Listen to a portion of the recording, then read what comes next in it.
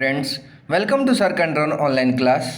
आज हम लोग पॉलिटी के एक पार्ट जिसका नाम है सिटीजनशिप के बारे में हम लोग इस क्लास में जानेंगे, पढ़ेंगे, समझेंगे।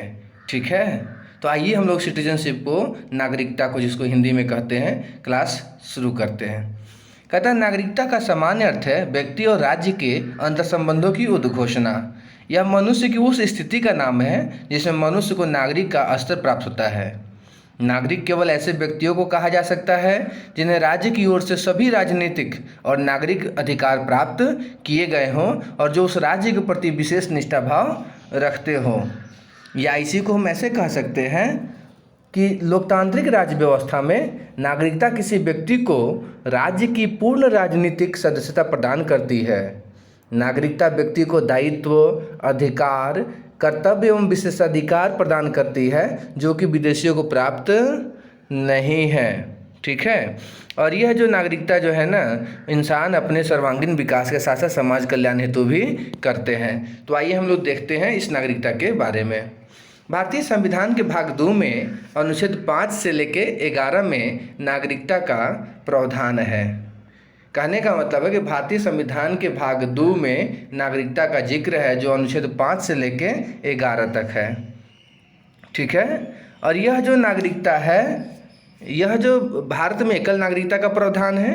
कहने का मतलब है कि पूरे देश में एक ही नागरिकता चलेगी, संपूर्ण भारत के लिए एक ही प्रकार का नागरिकता है, जबकि अमेरिका और स्विट्जरलैंड में जो है दोहरी नागरिकता चलता है, राष्ट्रीय स्तर पे एवं राज्य स्तर पे। ठीक है, तो आइए हम लोग देखते हैं कि वो कौन कौन से अनुच्छेद हैं। अनुच्छेद 5 में जो है, भाग 2 में जो है अनुच्छेद 5 जो है संविधान के प्रारंभ पर नागरिकता है। अनुच्छेद 6 में क्या है, पाकिस्तान से जो भारत में आए हुए लोग थे उनको लेकर नागरिकता है। अनुच्छेद 7 में क्या है, पाकिस्तान को जाने वाले जो हिंदुस्तानी थे उनको लेकर नागरिकता है। अनुच्छेद 8 में क्या है, भारत के बाहर रहने वाले भारतीय उद्भव के कुछ व्यक्तियों के नागरिकता के अधिकार हैं। 9 में क्या है, विदेशी राज्य की नागरिकता स्वेच्छा से जो लोग अर्जित कर लिए हैं, ले लिए हैं, उन व्यक्तियों के नागरिक न होने के बारे में जो चर्चा है वो कहाँ है, अनुच्छेद 9 में है। अनुच्छेद 10 में क्या है, नागरिकों के अधिकारों का बना रहना है। अनुच्छेद 11 में क्या है, संसद द्वारा जो है नागरिक के अधिकार का विधि द्वारा विनियमन किया जाना। कहने का मतलब है अनुच्छेद 11 द्वारा जो है संसद जो है ना, नागरिकता में जो है नागरिकता संबंधी कानून में किसी प्रकार का जो संशोधन कर सकती है, अधिनियम बना सकती है, नियम कानून बना सकती है। ठीक है, तो आइए हम लोग देखते हैं इस नागरिकता को लेके जो है अभी आए दिन एक एनआरसी के बारे में भी सुने होइएगा। ठीक है, जिसके बारे में हम आगे चर्चा करेंगे। तो संसद को नागरिकता संबंधी कानून बनाने का अधिकार है, अतः नागरिकता अस्थायी उपबंध जैसी न होकर नियमानुसार उन व्यक्तियों की पहचान करती है जो 26 जनवरी 1950 को संविधान लागू होने के समय भारतीय नागरिक बने। इसका भी जिक्र कहाँ है, अनुच्छेद 11 में। आइए, संसद ने नागरिकता अधिनियम 1955 को लागू किया और आवश्यकता अनुसार इसमें संशोधन भी किए गए जो निम्नलिखित हैं। जो नागरिकता अधिनियम 1955 में बना उसमें बहुत सारे संशोधन भी किए गए। पहला, नागरिकता संशोधन अधिनियम 1986 है, नागरिकता संशोधन अधिनियम 1992 है, नागरिकता संशोधन अधिनियम 2003 है, नागरिकता संशोधन अधिनियम 2005 है, नागरिकता संशोधन अधिनियम 2015 है। ठीक है, तो सबसे पहले आइए हम लोग देखते हैं कि नागरिकों को, जो भारतीय हैं और विदेशियों को कौन कौन से अधिकार प्राप्त होते हैं। तो दे रहा है कि भारतीय नागरिकों को प्राप्त जो मूल अधिकार है वो कौन कौन से हैं, अनुच्छेद 15, अनुच्छेद 16, अनुच्छेद 19, अनुच्छेद 29 और अनुच्छेद 30 जो केवल भारतीय नागरिकों को प्राप्त है। आप इस अनुच्छेद के बारे में प्रीवियस एक वीडियो में सुन चुके हैं, जान चुके हैं, समझ चुके हैं कि अनुच्छेद 15 जो है वो धर्म, मूल, वंश, जाति, लिंग या जन्म स्थान के आधार पर विभेद का निषेध करता है। अनुच्छेद 16 जो है लोक नियोजन में अवसर की समानता देता है। अनुच्छेद 19 जो है वाक स्वतंत्र, बोलने की आज़ादी से रिलेटेड जो है हमारा अधिकार देता है। अनुच्छेद 29 जो है अल्पसंख्यक वर्गों के हितों की रक्षा करता है। अनुच्छेद 30 क्या कहता है, शिक्षण संस्थाओं की स्थापना और प्रशासन के संदर्भ में अल्पसंख्यक वर्गों का अधिकार है। ये जो अनुच्छेद 15 है, 16 है, 19 है और 29 है और 30 है, ये सिर्फ भारतीयों को प्राप्त है। ठीक है, अब आइए देखते हैं कि वो कौन कौन से अधिकार हैं जो भारतीयों के साथ साथ विदेशियों को भी प्राप्त है। तो कहता है अनुच्छेद 14 है, अनुच्छेद 20 है, अनुच्छेद 21 है, 21 का ए है, 22 है, 23 है, अनुच्छेद 24 है, अनुच्छेद 25 है, 26 है, 27 है और 28 है। ये जितने भी अभी अनुच्छेद अभी देखे हैं 14, 20, 21, 21 ए, 22, 23, 24, 25, 26, 27 और अनुच्छेद 28 जो है ये भारतीय नागरिकों के साथ साथ विदेशियों को भी प्राप्त है। इस सब के बारे में भी आप पढ़ चुके जान चुके हैं। जैसे अनुच्छेद 14 क्या कहता है, विधि के समक्ष समानता है। 20 क्या कहता है, अपराधों के लिए दो सिद्धि के संबंध में संरक्षण है। 21 प्राण एवं दैहिक स्वतंत्रता है। 21 का एक जो है शिक्षा का अधिकार है, जिसमें 6 से 14 वर्ष के बच्चों के निःशुल्क और अनिवार्य शिक्षा है। अनुच्छेद 22 जो है कुछ मामलों में गिरफ्तारी और निवारक निरोध के खिलाफ संरक्षण है।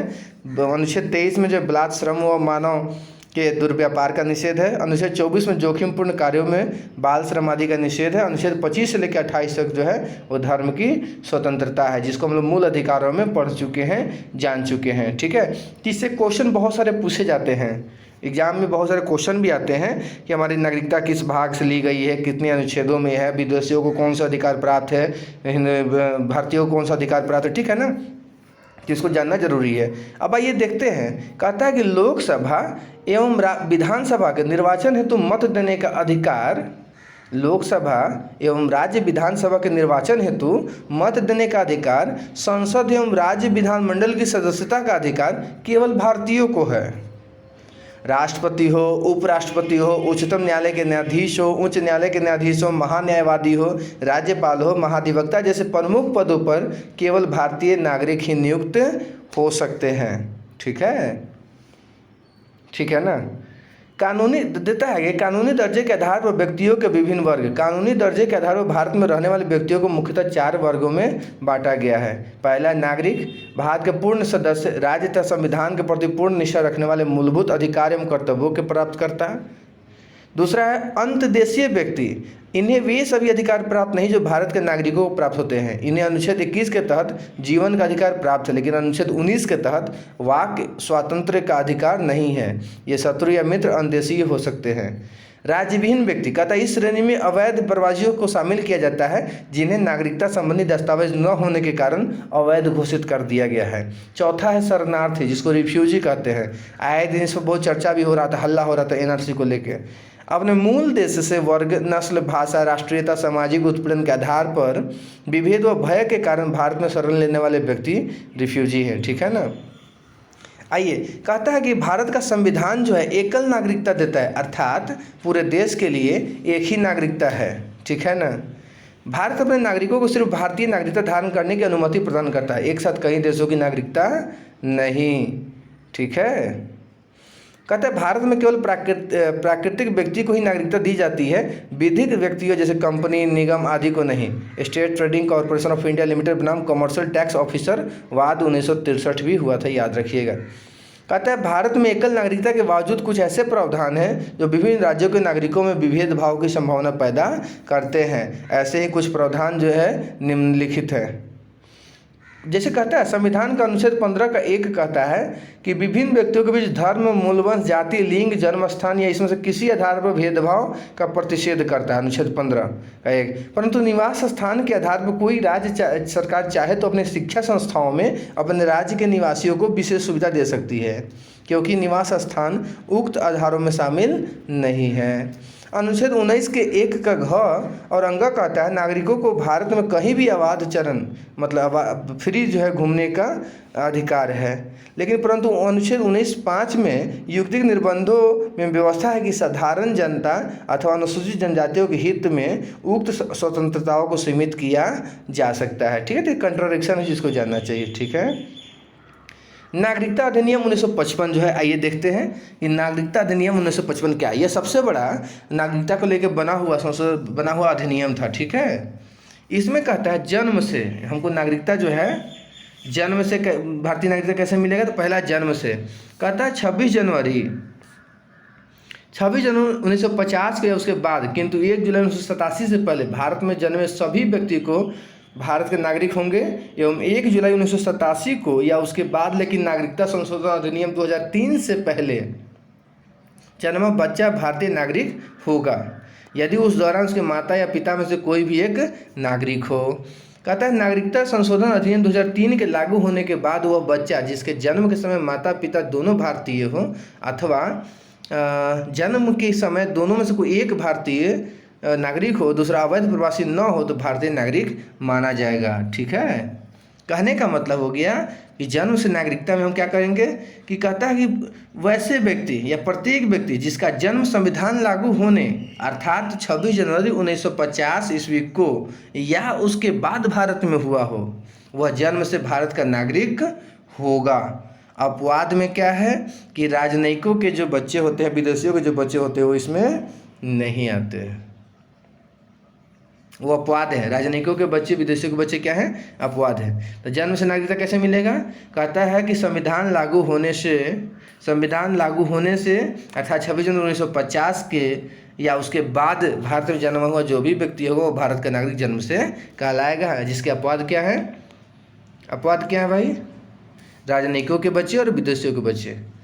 दूसरा कहता है वंश परंपरा द्वारा नागरिकता जिसको वंशानुगत कहता है कि 26 जनवरी 1950 से लेकर 10 दिसंबर 1992 के बीच देश के बाहर जन्मे व्यक्ति के जन्म के समय उसके पिता भारतीय नागरिक हो या 10 दिसंबर 1992 को या उसके बाद देश के बाहर जन्मे व्यक्ति के जन्म के समय माता अथवा पिता में से कोई एक भारत का नागरिक हो, तब हम उसको वंशानुगत जो है नागरिकता मानेंगे, देंगे।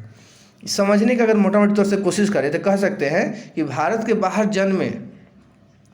बाहर अन्य देश में 26 जनवरी 1950 ईस्वी के बाद 26 जनवरी 1950 ईस्वी के बाद जन्म लेने वाला व्यक्ति भारत का नागरिक माना जाएगा अगर जन्म के समय उसके माता पिता में से कोई भारत का नागरिक हो, दोनों में से क्या हो, भारत का कोई नागरिक हो। कहता है माता की नागरिकता के आधार पर विदेश में जन्म लेने वाले को नागरिकता प्रदान करने का प्रावधान नागरिकता संशोधन अधिनियम 1992 द्वारा जोड़ा गया है। समझ में आ रहा है हम क्या कर रहे हैं, माता की नागरिकता के आधार पर विदेश में जन्म लेने वाले को नागरिकता प्रदान करने का प्रावधान जो है नागरिकता संशोधन अधिनियम 1992 द्वारा जोड़ा गया है। ठीक है, तीसरा है पंजीकरण द्वारा नागरिकता। पंजीकरण द्वारा नागरिकता क्या है, तो कहता है भारतीय मूल का व्यक्ति जो नागरिक आवेदन से पूर्व 7 वर्ष तक भारत में रहा हो, भारतीय नागरिक से विवाहित व्यक्ति जो नागरिकता आवेदन देने से पूर्व 7 वर्ष तक भारत में रहा हो या भारत के नागरिकों के नाबालिग बच्चे, ये पंजीयन द्वारा जो है नागरिकता प्राप्त कर सकते। कहने का मतलब है कि पंजीयन द्वारा नागरिकता जो होता है, पंजीयन द्वारा जो नागरिकता होता है इसमें जो है बहुत सारे जैसे उस व्यक्ति को जो है भारत में कितने वर्ष तक रहना पड़ेगा, कम से कम 7 वर्ष तक रहना पड़ेगा, तभी वो आवेदन देगा और यहाँ का नागरिकता लेगा। ठीक है ना, चलिए उसके बाद कहता है देशीयकरण द्वारा नागरिकता। देशीयकरण क्या है भाई, कहता है कि संबंधित देश में एक निश्चित अवधि तक निवास करना, किसी ऐसे देश का नागरिक न हो जहां भारतीयों को देशीयकरण द्वारा नागरिकता न मिलती हो, अन्य देश की नागरिकता को त्याग कर भारत की नागरिकता ग्रहण करें, 8वीं अनुसूची में वर्णित भाषाओं में से किसी एक का अच्छा ज्ञाता हो, अच्छे चरित्र वाला हो। एक विशेष उपबंध के तहत छूट दी गई है कि यदि कोई व्यक्ति विज्ञान हो, दर्शन हो, कला हो, साहित्य हो, विश्व शांति या मानव विकास के क्षेत्र में अगर विशेष कार्य किया हो तो ऊपर जितने भी शर्त दी गई हैं उसके बगैर भी हम देशीयकरण के द्वारा उसको नागरिकता दे सकते हैं। ठीक है, और इस प्रकार से नागरिक बने व्यक्ति को भारत के संविधान के प्रति निष्ठा की शपथ लेनी होगी। जैसे हम देशीयकरण को अगर समझना चाहें तो कह सकते हैं कि भारत सरकार से देशीयकरण का प्रमाण पत्र प्राप्त कर हम भारत की नागरिकता प्राप्त कर सकते हैं। मोटा मोटी तौर से अगर हम इसको समझे तो कह सकते हैं कि भारत सरकार से जो है देशीयकरण का नागरिकता लेकर हम इसके नागरिक बन सकते हैं। ठीक है ना। अब है क्षेत्र सम्मिलित होने पर, नए क्षेत्र को भारतीय क्षेत्र में अगर सम्मिलित कर दिया जाए, ठीक है, तो ऐसी भारतीय नागरिक जो देशीयकरण या पंजीकरण का भारत का नागरिक बना है वह केंद्र सरकार के आदेश से वह अच्छे इसमें के क्षेत्र सम्मिलित होने पर, नए क्षेत्र को भारतीय क्षेत्र में शामिल करने पर जो है ना वहाँ का नागरिकता क्या हो जाता है, मिल जाता है। ठीक है। जैसे अगर इसको समझना चाहते हैं, यदि किसी नए भूभाग को भारत में हम शामिल कर देते हैं तो उस क्षेत्र में निवास करने वाले जितने भी व्यक्ति होंगे वह स्वतः जो है भारत के नागरिक बन जाएंगे। ठीक है ना। चलिए अब कहता है, अब हम कैसे लोगों को जो है नागरिकता से वंचित कर सकते हैं, हम कैसे लोगों को जो है नागरिकता से वंचित कर सकते हैं। अब देखिए, अगर कोई व्यक्ति जो है भारतीय नागरिक बना हो, किसके द्वारा है, देशीयकरण द्वारा हो या पंजीकरण द्वारा हो, अगर कोई व्यक्ति देशीयकरण या पंजीकरण द्वारा भारत का नागरिक बना हो, वह केंद्र सरकार के आदेश से वंचित किया जा सकता है। भारत सरकार निम्न में से किसी भी आधार पर किसी भी व्यक्ति को भारतीय नागरिकता से वंचित कर सकती है यदि उस व्यक्ति द्वारा नागरिकता प्राप्ति है तो किसी छल का, झूठे तथ्यों का प्रयोग कर वास्तविक तथ्य क्या किया गया हो, छुपाया गया हो, मतलब गलत डाटा बता के जो है सही डाटा को छुपाया गया हो। इस आधार पर सरकार चाहे तो उसका नागरिकता खत्म कर सकता है। भारत के संविधान के प्रति अगर अनादर व अनिष्ठा की भाव रखता है, व्यक्त करता है, तो उसका हम नागरिकता क्या कर सकते हैं, सरकार जो है खत्म कर सकती है। किसी युद्ध में जब भारत शामिल हो तो शत्रु देश के साथ अवैध रूप से कोई गोपनीय सूचना या अवैध व्यापार किए जाने पर जो राष्ट्र विरोधी हो उसको भी हम लोग उसका नागरिकता खत्म कर सकते हैं। नागरिक के रूप में पंजीकरण और देशीकरण के बाद 5 वर्षों में व्यक्ति को अन्य देश में 2 वर्ष का कारावास भी हो सकता है। ठीक है। नागरिक सामान्य रूप से भारत के बाहर 7 वर्षों से रह रहा हो, अगर कोई आदमी दूसरे देश में 7 वर्ष से अधिक सालों से रह रहा है तो उसका नागरिकता खत्म किया जा सकता है। ठीक है। नोट में, जो व्यक्ति जन्म के आधार पर भारत का नागरिक है उसे किसी भी स्थिति में नागरिकता से वंचित नहीं किया जाएगा। ठीक, याद रखिए भी यही चीज़ है। 7 वर्षों से भारत से बाहर रहने से तात्पर्य है कि इस दौरान वह न तो किसी शिक्षा संस्थान में पढ़ा हो और न ही भारत सरकार या किसी ऐसे अंतर्राष्ट्रीय संगठन की सेवा में हो जिसमें भारत क्या हो, सदस्य रहा हो। ठीक है। अब देखिए, कहता है कि नागरिकता को हम छोड़ कैसे सकते हैं। पूर्ण आयु व क्षमता का कोई भी भारतीय नागरिक निर्धारित प्रारूप के तहत नागरिकता का त्याग कर सकता है। ऐसे व्यक्ति की घोषणा को केंद्र सरकार किसी युद्ध में व्यस्त होने पर रोक भी सकती है। ऐसे व्यक्ति का प्रत्येक नाबालिग बच्चा भारतीय नहीं होगा, लेकिन 18 वर्ष की आयु प्राप्त करने पर भारतीय नागरिकता ग्रहण कर सकता है।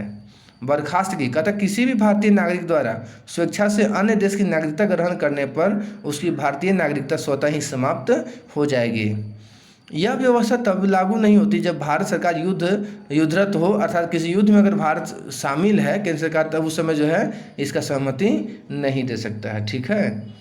आइए देखते हैं राष्ट्रीय नागरिक रजिस्टर क्या होता है। National register of citizens, NRC। राष्ट्रीय नागरिक रजिस्टर NRC किसी राज्य के सभी विधिक नागरिकों का एक अभिलेख है। भारत में स्वतंत्रता के पश्चात की पहली जनगणना के बाद ही NRC के आंकड़े जारी किए गए थे। हाल ही में असम में राष्ट्रीय नागरिक रजिस्टर को अद्यतनीकरण किया गया है। असम में NRC का अद्यतनीकरण मतलब NRC को जो है ना असम में अपडेट किया गया है। बांग्लादेश स्वतंत्रता संग्राम के समय से ही देखा गया है कि बांग्लादेश से लाखों शरणार्थी पश्चिम बंगाल, पूर्वोत्तर भारत, विशेषतः असम में जो है अवैध तरीके से रहने लगे तथा बांग्लादेश की स्वतंत्रता प्राप्ति के पश्चात भी वो वहाँ नहीं गए। असम के राष्ट्रीय नागरिक रजिस्टर में भारतीय नागरिकों के नाम शामिल हैं और इसे 1951 की जनगणना के दौरान अद्यतनीकरण किया गया, मतलब अपडेटिंग किया गया। अवैध शरणार्थियों की सूची में शामिल नहीं किया गया था। परिणाम स्वरूप इन शरणार्थियों और मूल निवासियों में लगातार संघर्ष की स्थिति बनी रही। अवैध विदेशी शरणार्थियों के खिलाफ असम आंदोलन 1979 से 1985 के बीच चला था, जिसके कारण केंद्र सरकार, राज्य सरकार, अखिल असम छात्र संघ और अखिल असम गण संग्राम परिषद के बीच 15 अगस्त 1985 को असम समझौते पर हस्ताक्षर किए गए, जिसमें पूर्वी पाकिस्तान बांग्लादेश से गैर कानूनी तरीके से प्रवेश करने वालों की पहचान करने तथा उन्हें वापस भेजने के लिए एक अंतिम तिथि 24 मार्च 1971 निर्धारित की गई। इसके बाद नागरिकता अधिनियम 1955 में संशोधन किया गया और असम हेतु विशेष प्रावधानों के रूप में अनुच्छेद 6 का ए शामिल किया गया। मई 2005 में प्रधानमंत्री की अध्यक्षता में केंद्र सरकार, राज्य सरकार और AASU के बीच त्रिपक्षीय बैठक में राष्ट्रीय नागरिक रजिस्टर 1951 के अपडेटिंग पर सहमति बनी और आगे चलकर उच्चतम न्यायालय के निर्देशों का पालन करते हुए 2013 में इसकी अपडेटिंग का कार्य शुरू हुआ। हाल ही में असम के राष्ट्रीय नागरिक रजिस्टर को नागरिकता अधिनियम 1955 और नागरिकों का पंजीकरण और राष्ट्रीय पहचान पर जारी करना नियम 2003 के अनुसार अपडेटिंग करने का कार्य जारी है। ठीक है, कहता है कि विदेशी निवासियों के विशेष दर्जे। भारत सरकार की ओर से विदेशों में रहने वाले कुछ व्यक्तियों को कुछ सुविधाएं प्रदान की गई है। क्यों ऐसा इसलिए होता है क्योंकि भारत सरकार ने उनको नागरिकता से अलग विशेष दर्जा दे रखा है। ऐसे 3 प्रमुख दर्जे हैं। पहला है अनिवासी भारतीय NRIs नॉन रेसिडेंट इंडियंस। ये भारत के नागरिक होते हैं एवं भारतीय पासपोर्ट धारण करते हैं, किंतु नौकरी या व्यवसाय के लिए भारत से बाहर रहते हैं।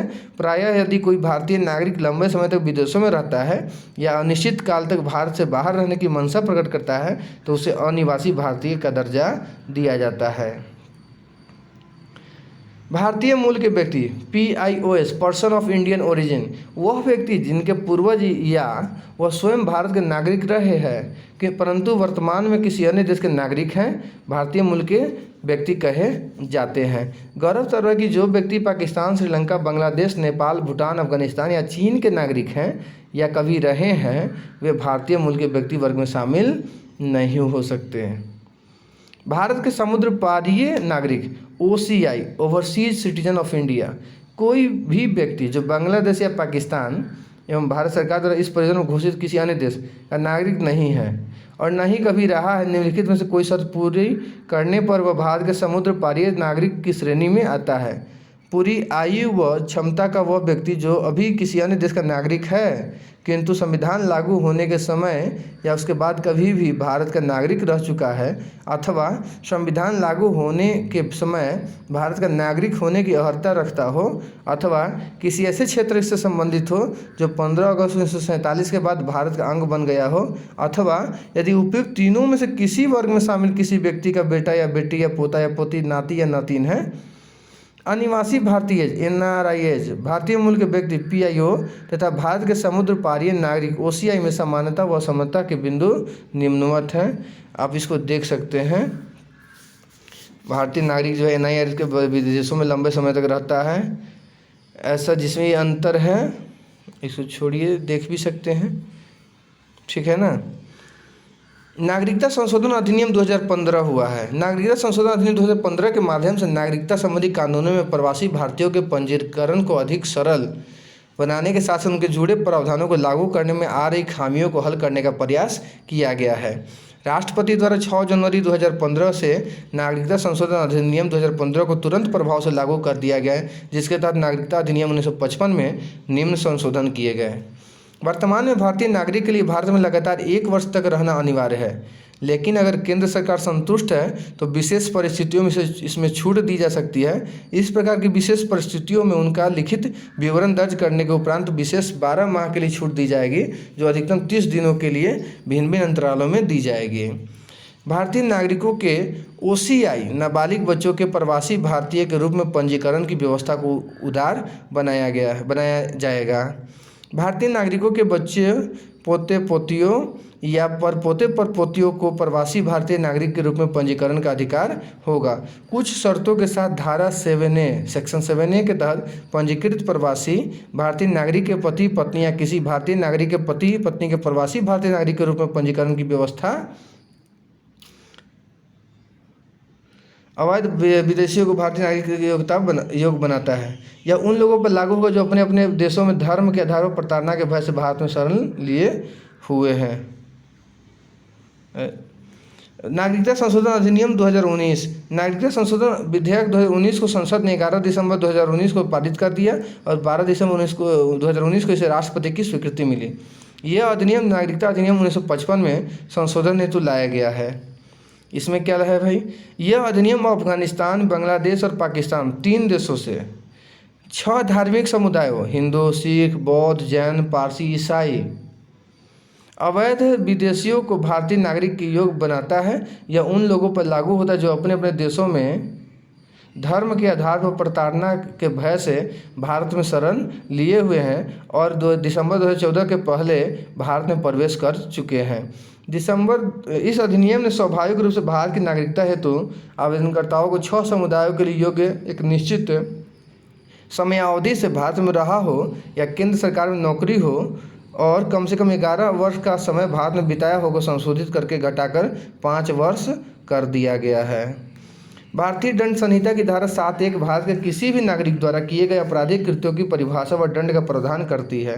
एक बार स्पष्टीकृत पद का भाव, किंतु यह दंड संहिता भारतीय सेना व जम्मू कश्मीर में लागू नहीं होती है। हालांकि 31 अक्टूबर 2019 से जम्मू कश्मीर पुनर्गठन अधिनियम 2019 के प्रभावी होने से अब यह संहिता समान रूप से जम्मू कश्मीर पर भी लागू होगी। डॉक्टर LM सिंघवी की अध्यक्षता वाली एक उच्च स्तरीय कमेटी ने 9 जनवरी को प्रवासी भारतीय दिवस मनाने की सिफारिश की थी। 9 जनवरी 1915 को महात्मा गांधी के दक्षिण अफ्रीका की यात्रा से भारत लौट कर आने के उपलक्ष्य में 9 जनवरी को ही प्रवासी भारतीय दिवस मनाया जाता है। प्रवासी भारतीयों को देश से जोड़ने का मकसद लेकर नई दिल्ली में 9 से 11 जनवरी 2003 के बीच पूर्व प्रधानमंत्री अटल बिहारी वाजपेयी के कार्यकाल में पहला प्रवासी भारतीय दिवस का आयोजन हुआ था। आधार, दिसंबर 2016 में कलकत्ता उच्च न्यायालय द्वारा दिए गए एक निर्णय के अनुसार आधार कार्ड का प्रयोग नागरिकता या अधिवास के प्रमाण के रूप में नहीं किया जा सकता है। UIDAI के अनुसार एक बार जारी करने के पश्चात इसे निर्गत करने वाला प्राधिकरण आधार संख्या को निष्क्रिय या लुप्त कर सकता है। तो ये हम लोग नागरिकता संबंधी कुछ बातों को हम लोग यहाँ पढ़े हैं, जाने हैं। एक बार रिमाइंड कर दें कि नागरिकता संशोधन अधिनियम 1955 में क्या क्या चीज़ें था। भारतीय नागरिकता अधिनियम जो 1955 बना था उसमें क्या क्या था, तो जन्म के आधार पर नागरिकता दिया गया था। वंश परंपरा या नागरिकता जो है वंशानुगत था। तीसरा था देशीयकरण द्वारा नागरिकता दिया गया था। चौथा पंजीकरण द्वारा नागरिकता दिया गया था। 5वां भूमि विस्तार द्वारा जो है नागरिकता है, ठीक है ना। और आपको हम बताएं कि माता की जो नागरिकता है, माता की नागरिकता के आधार पर विदेश में जन्म लेने वाले बच्चों को नागरिकता प्रदान करने का प्रावधान नागरिकता संशोधन अधिनियम 1992 द्वारा जोड़ा गया है, ठीक है। जब भारतीय संविधान कौन सी नागरिकता देता है, एक हरी देता है। भारतीय संविधान के भाग 2 में किन अनुच्छेदों में नागरिकता है, अनुच्छेद 5 से लेकर 11 में है। भारत में दोहरी नागरिकता का प्रावधान है, गलत है। भारत में एकहरी नागरिकता का प्रावधान है, सही है। बस संसद को नागरिकता संबंधी कानून बनाने का अधिकार प्राप्त नहीं, गलत है। नागरिकता में अस्थायी उपबंध है, ये आप देख सकते हैं क्वेश्चन को। निम्नलिखित में से कौन भारत में नागरिकता निर्धारण का अधिकार, विशिष्ट अधिकार किसे प्राप्त है, तो वो जो है राष्ट्रपति को, ठीक है ना। आधार कार्ड का प्रयोग नागरिकता या अधिवास के प्रमाण के रूप में किया जा सकता है। बताना है कि कथन कौन सा सही है, कौन सा गलत है। एक बार जारी करने के पश्चात इसे निर्गत करने का प्राधिकार संज्ञा निष्क्रिय नहीं कर सकता। दोनों जो है, पहला सही नहीं है, दूसरा सही है, केवल 2 हो जाएगा। संसद द्वारा पारित किस अधिनियम में नागरिकता के अर्जन व समाप्ति के प्रावधान है। तो आप ये सब जो है संशोधन देख सकते हैं, इस वीडियो को पॉज करके रुक के पढ़ सकते हैं, ठीक है ना। अच्छा, यहाँ क्वेश्चन है कि वो कौन कौन सा अधिकार मूल अधिकार जो भारतीयों को प्राप्त है। 15 है, 16 है, उसके बाद 19 है, 29 है, 30 है, ठीक है।